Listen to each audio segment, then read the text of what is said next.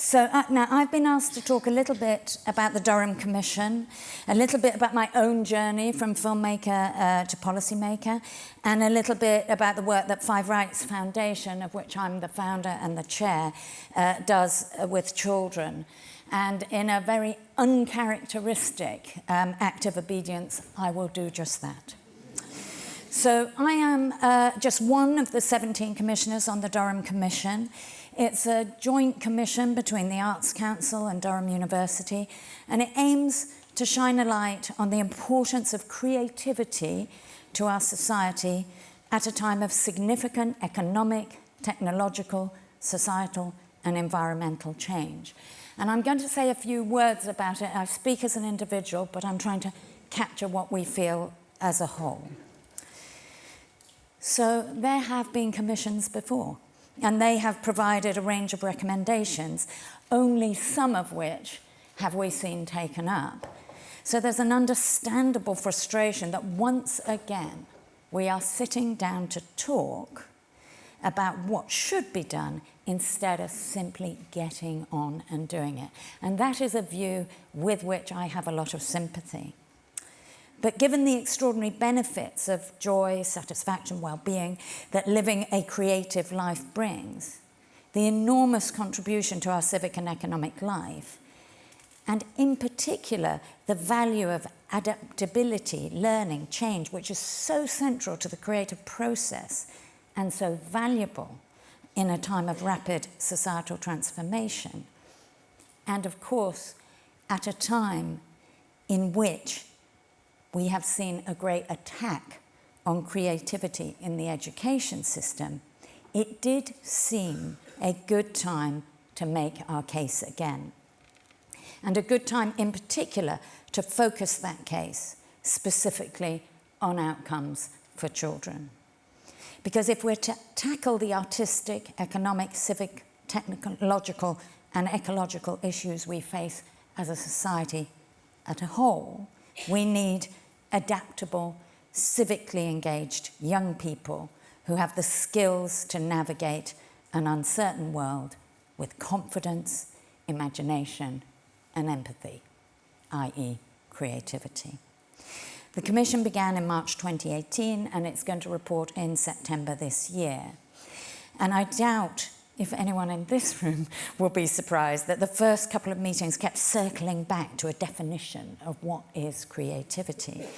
A definition that we really did not want to squash the need to recognise art and artistic disciplines, which have been so sidelined, particularly in the education system, but that also somehow managed to include thoughtful and imaginative approaches necessary to every other subject and every other sector.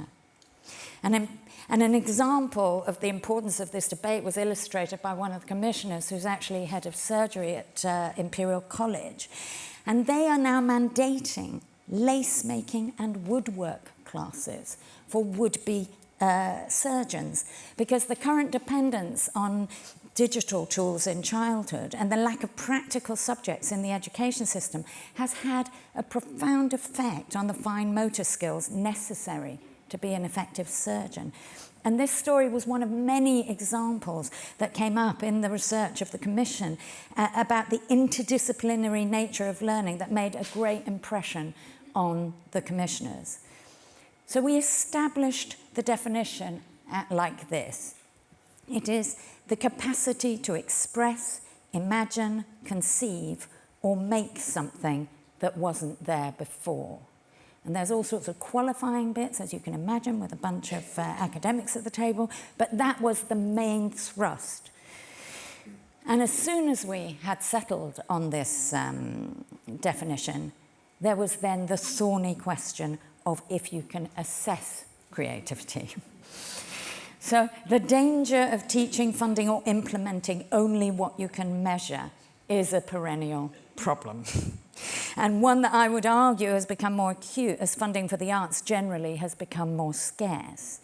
And yet, if you cannot understand with some authority what the impact of programs are, particularly in an educational setting, then it is really hard to disseminate and scale the good, nor is it really easy to challenge the valorization of STEM above all else. So the Commission has come to the view that assessment is possible, in fact, desirable, but there is a strong emphasis on a 360 assessment that takes context and an individual experience into account, as well as introducing notions of rigor and discipline into the frame. The third of our tribulations was, can creativity be taught? Whether it is about learning the skills in art subjects and then applying them across subject areas, or if it's something that should be embedded in each subject, and if so, what are the common threads? The work in a drama class that puts stagecraft, music, writing, performance in one place offers transferable skills that naturally support everything from sound engineering to public speaking, from storytelling to timekeeping. Drama is a practice that teaches, amongst other things, a young person that they're only as strong as the weakest person in the group.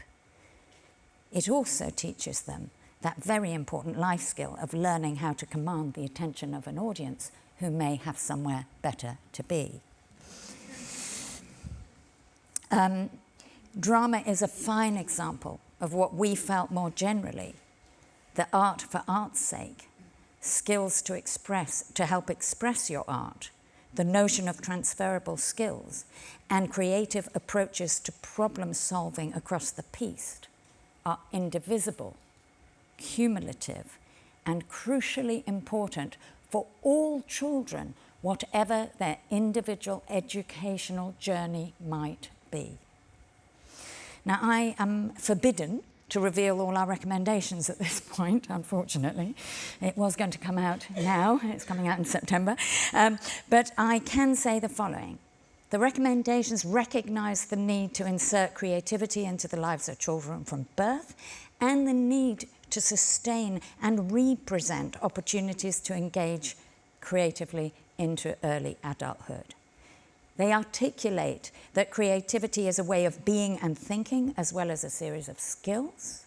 And many of the recommendations focus on school in recognition that it is the natural place for intervention at scale to the greatest number and range of children. And whilst a lot of the recommendations are very specific, I think that I speak for all of the commissioners when I say that our emphasis is ultimately on creating the conditions under which school leaders and teachers are able themselves to behave and to promote behaviours in their pupils that allow creativity to flourish. We do not simply fight for better access to the arts, although I'd be shot down if I did not say we also fight for better access to the arts. We definitely call for that. And whilst the Commission does specifically advocate to create the conditions for creativity, including space, time to experiment, opportunities to be curious, and funding in schools, we are of course cognizant that these same factors are also applicable in out-of-school environments and for out-of-school organisations, as came across so strongly before lunch. Which brings me to my own journey. I was for 30 years a filmmaker, primarily a film director, in which time I worked both for TV and film here in the UK and also in Hollywood. Now, in fact, I first went to train to be a cinematographer, but after 2 or 3 years, I realised I did not want to be the schmuck moving the camera around. I wanted to be the schmuck telling someone where to put the camera. So I decided to direct my own film. And on the first day that I went onto the set, the camerawoman was telling the spark what to do, the designer was zhuzhing the curtains, the caterer was taking around the bacon butties. Everybody seemed to have a job except me. And I started to panic because I was used to being one of those people. And just as I was going to go into a panic, someone asked me whether the prop handbag should be blue or yellow. Yellow, of course, yeah? The cameraman asked if I liked the shot. I did, but on a wider lens. I wanted to see more. I wanted to see the edges of the experience that we were about to shoot. And then I got a message from the lead actor asking to change a line, and the answer was categorically no. That was partly a power play, but it was also because it was an essential line in setting something up that was coming later in the film. So in my first 5 minutes as a director, I understood that my job was to set the essay question and make sure no one forgot what it was. So how's that relevant to policy making? Well, last year in my role as a member of the House of Lords, I added an amendment to Data Protection Bill to introduce a high level of data protection for children under 18 by design and default. On another occasion, I could say more about that. But what is material about this today was that when I read the most important data legislation for a decade, at a time where data processing is at the heart of almost all economic, civic and political debate, the Data Protection Bill made virtually no mention or provision for children. It felt to me like a narrative with a missing chapter, or perhaps more accurately, given that children make up 1/5 of all users in the UK, 1/3 of users globally, a story with a fatal flaw. My amendment, the introduction of the age-appropriate design code, more often referred to as the KID codes, added a chapter to the Data Protection Act. And just like a film, which requires all the departments to collaborate, so too, it turns out, does legislation. A multidisciplinary network, lawyers, regulators, children's charities, health professionals, data privacy experts, computer scientists, untold numbers of academics, especially Sonia, telecom companies, rights activists, media, private companies, intergovernment agencies, regulators from other countries, all contributed to this journey. All of these people wanted to tackle the asymmetry between children and the technology that they were using. But very few of them had thought of data protection as a possibility, as a tool to get the change they wanted to see. By opening night, which will be about 3 months from now, with a great deal of less razzmatazz than I'm used to, the journey, that journey will be complete. And for me, that journey was so similar to making a film, I was surprised. Because while I could not have managed without the knowledge, wisdom, and support of that entire network that I've just described, the bit that has been the toughest for my fellow travellers was the bit of imagining and making something that was not there before, i.e. Durham's definition of creativity. For me, that was business as usual.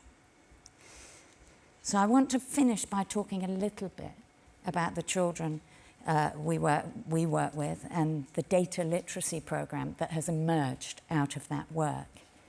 The 5 Rights framework is based on conversations with children, hundreds and hundreds of children who I met in schools during 2012 and 13. And at the time, I was really struck by how central technology was to their lives, but how little they knew about it. They had these really fast thumbs and were able to use their devices with a great deal more grace than I, but they had no idea how to imagine who or why or for what purpose others were involved in the services they used, or indeed how it was determining their choices and behaviours. Now, since that time, we've worked in groups, with groups of children in different groupings in different parts of the UK.